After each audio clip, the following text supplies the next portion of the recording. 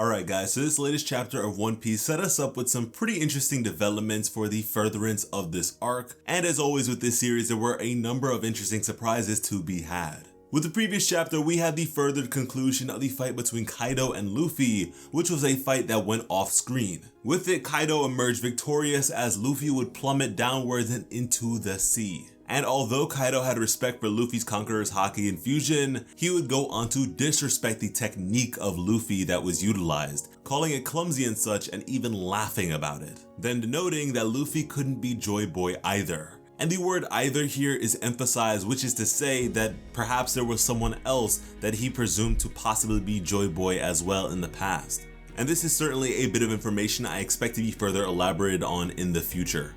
Elsewhere, Momonosuke, whose position was recently discovered and divulged to Kaido, was having a series of headaches wherein he was hearing the voice of someone or something. At the same time, Chopper was facing off against Queen and having a tough time. He was at this point huffing and puffing and wheezing and only had so much time left in his monstrous form. And as it turns out, in the past, Caesar Clown offered to improve Chopper's rumble balls, therefore extending the duration of his transformations at a cost. That cost being unforeseen side effects. And at this point, in the midst of all these battles, the announcement of Luffy's defeat would be broadcasted throughout all the fights. Therein, they would know that Luffy has apparently fallen and lost to Kaido.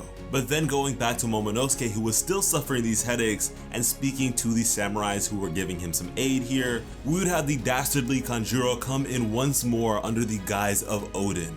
And with this, he was able to strike down Kiku and take her life. Why? Because she simply could not bring herself to harm Odin, despite knowing that this was not the true Odin. It was just too much for her to bear. But after this, Kinemon would be the one to take down his fake best friend. But just then, Kaido would enter the fray as well and strike down Kinemon. With this latest chapter, we would once again see Luffy sinking down to the bottom of the sea. And of course, the news of Luffy's defeat was hard on their troops. It was hard for their morale, as Chopper even began to sob in the midst of his battle against Queen. He began to cry and wonder what he should be doing without their captain at this point. The mental tide was shifting. Kaido's forces were now elated to know that they were taking over. Despite how powerful Luffy is, he is indeed powerful, that's undeniable. The fact of the matter being, you're up against Kaido. Kaido is going to take you down no matter what. And so at this point, for the Straw Hats and their allies, it was like riding on a headless horse. And this was intentional. Knocking their morale down a peg was a very calculated move on the part of Kaido, as he is someone willing to recruit his enemies. So long as they swear fealty to him, he is willing to take them into his crew, because he is all about adopting strong forces to bolster his own strength. And for Luffy's side to have gone this far, for them to have pushed his people, the Beast Pirates, this far, that says that yeah, they are all very strong. And I imagine that for a lot of these troops, this sensation is very familiar. Having lost their leader, they've lost their way. This was the case without Odin for a very long time. They have been subject to this terrible state of the country for so long that the hope that they are putting into this fight is all that they have left. The moment that began to crumble, that looked to be in jeopardy, they just fell apart. But thankfully this was not the case for everyone, as Sanji would enter the fray and kick Queen straight in the face and go into rotisserie mode, just spinning him around, kick after kick after kick. And not only did this serve to knock some sense into Queen, it was acting as a sort of shield, a barrier from the arrows of Perospero, who he would also give a good kick to. Now Sanji would commend Chopper for what he had been able to accomplish, what he had done, because really and truly, his ability to get rid of that plague, that virus, was vital to their survival in this conflict. And although he's not a powerhouse, he was holding his own and staying alive for a good while there. However, he was crying his eyes out as, of course, his captain was in peril and seemed to have died. But listen, for all the hundreds of chapters of One Piece that we have read, Sanji has been there, he's experienced them. And so he at this point is like, listen, miracle's gonna happen. They've happened before, there's nothing to worry about. Luffy's gonna pull through. Even in the most dire of situations, he is going to pull through. And I feel like this is the sentiment that the vast majority of us have at this point. I mean, not only is he the main character with plot armor on his back, but this is also One Piece, so he'll be alright. But from here, Sanji would pass Zoro off to Chopper to have him patched up, whereas he would step in and fight Queen. And although it makes sense for Chopper to treat Zoro, I was hoping that he would be able to win against Queen or something like that, be able to prove himself in that way, especially to take that Caesar Clown flashback to a point of relevancy, but perhaps that will come at a later point. And here some of the forces were amazed that Sanji was able to continue fighting despite the loss of his captain, as Marco would then pipe up saying that that's what he likes about them. Which makes sense to me. I mean, they lost Whitebeard and here he is continuing on the good fight. But then we would head back to Kaido, and I did not need this, man. I really didn't.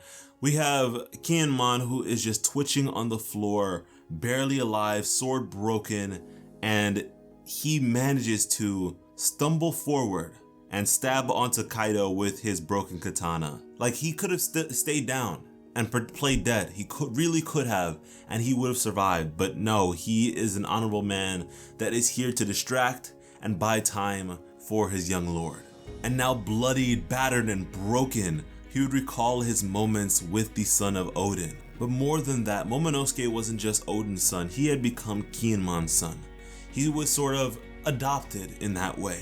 It was an act to begin with, surely, but he really and truly became a father figure for this kid. And Kaido would go on to question the sense of this. Why are you doing this? What is the point even? You know who I am. But Kinemon didn't care. He was willing to do anything he could to get the young lord out of Dodge. Kaido then saying that it's not easy, but sometimes you just have to admit when you've lost, as he would stab through Kinemon. And I mean, oh man, One Piece deaths are something to take with a grain of salt. But not only was he crushed, but he was stabbed through. And sure, it's blacked out here. Maybe he used his devil fruit and just put on layers of clothes or something like that. I don't know. There's usually some sort of way to justify a character not dying with this series. But regardless, I'm going to take it as it is at face value. I'm not going to try to read too deep into it and just say that Kinemon, that's a real guy right there. That man is a serious soldier. He is a serious samurai, and have nothing but respect for the guy. If this is the end of him, it is a sad end for sure, but he did the damn thing. He did what he was supposed to do. And Kaido, before walking off, would tell him to embrace his honorable death like a true samurai. Which is to say that Kaido himself is able to respect this. He is able to respect the demise of Kinemon, which to me says something as well. And it would seem that before going, Momonosuke was able to grip onto the frog and convey a message to the entire populace of this location. He would firstly make his identity clear as he was sobbing terribly, but would say that Luffy had given him a message to give to everyone, that he is still alive, that he will make it back, and that they should keep fighting because he is gonna come back and take Kaido down. And so Luffy is going to win. So this is not the time to give up. And this in of itself is very, very perplexing. Luffy is sinking into the bottom of the sea. I mean, he is a devil fruit user, and so he is just incapable of even moving in the water. But beyond that, the ability to convey to Momonosuke specifically what he has in mind, what he has to say, that is very, very new. At least for Luffy, it's new. And what makes this even more fascinating to me is the fact that he didn't immediately recognize Luffy's voice. In the previous chapter, he questioned who it was in his head. It wasn't as if it was innately familiar or anything of the sort. But regardless, with this message conveyed, the morale of their forces would be risen once more. And now, once again, Kaido would be faced with Momonosuke and Shinobu. However, just then something would be noticed down below. It was Law's crew in their submarine, and somehow they could hear Luffy's voice through the water. Which is to say that Luffy has now taken on a new level of capability with the voice of all things, which is an amazing power to have on top of his improved Conqueror's Haki. And so it seems like this will be how Luffy is saved and returns to the fight. And as Usopp, Tama, and Nami began to make their way back to the stage, Nami would hear her Climatalk begin to speak, as it was now seemingly possessed by Zeus. Now this is a development I didn't expect. I didn't imagine this would happen, but it is very interesting. I'm curious where this is gonna go. And you know, this to me seems like a pretty good upgrade for Nami. This seems like a very nice way for her to become that much more powerful or capable. Maybe Zeus will be able to further augment all of her capabilities, therefore allowing Nami to become a sort of pseudo Big Mom in the way of her combined attacks. And speaking of Big Mom, she was in disbelief that Luffy would be alright, that he'd be able to be alive and continue fighting, as he literally fell into the sea, and everyone knows how devil fruits work when you go into the sea. But Law, now entering the fray, would disagree, as being around Luffy, he's been around all this miraculous stuff as well, and he's learned to never say never. And with this, it seems as though Kid and Law are going to go up against Big Mom. Are they gonna win? No, I don't see that happening. But it'll be interesting to see these two rising stars go up against the old guard. But to close out the chapter, we would have Yamato yelling out to his father, referring to him as Kaido, and announcing his familial bond to him. And that was the chapter. Yamato versus Kaido, that sounds very, very interesting. A precursor perhaps, just a holdover, something to stall for time, and I don't mind it. That sounds really, really good. Yamato has his own stakes in this fight and reason for going up against his father. And all in all, Yamato is a very interesting character for me. Although he is sort of a carbon copy of Odin to an extent, the desire to be like Odin despite being Kaido's son is an interesting one to me.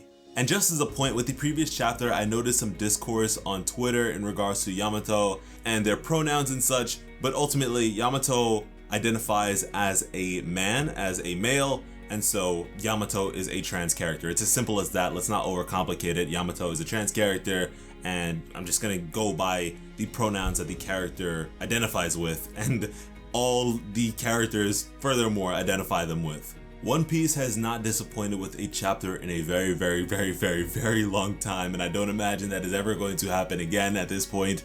It is just way too good. The excitement to be had in this Wano arc is unlike any other, and I love it. I'm certainly looking forward to Luffy's reemergence into this fight, but I don't mind waiting a bit longer and seeing what everyone else has up their sleeves and what they can offer to this conflict. We've at this point lost a lot of our meaningful forces, but I would like to see the same happen on the other side as well. Characters that are more so the upper echelon of foes as opposed to the fodder that are the smile troops and what have you. But yeah guys, those are our thoughts on the chapter. We are still new to One Piece coverage on the channel, and so if you like what you see and want to see more, even beyond the chapter discussions, then please go ahead and leave a like. Let us know down in the comments that you appreciate this, and we will be here for you. And to never miss out on any of our uploads, go ahead and subscribe to Plot Armor with notifications on. And if you want to further engage with the Plot Army and be up to date with all the latest and greatest anime and manga news, be sure to additionally follow us at Plot Armor YT on Instagram and Twitter, because when it comes to bringing you some of the best One Piece content on the platform, Plot Armor has you covered. As always, I am Slice of Otaku. Thank you all so much for watching and have an awesome day. I love you.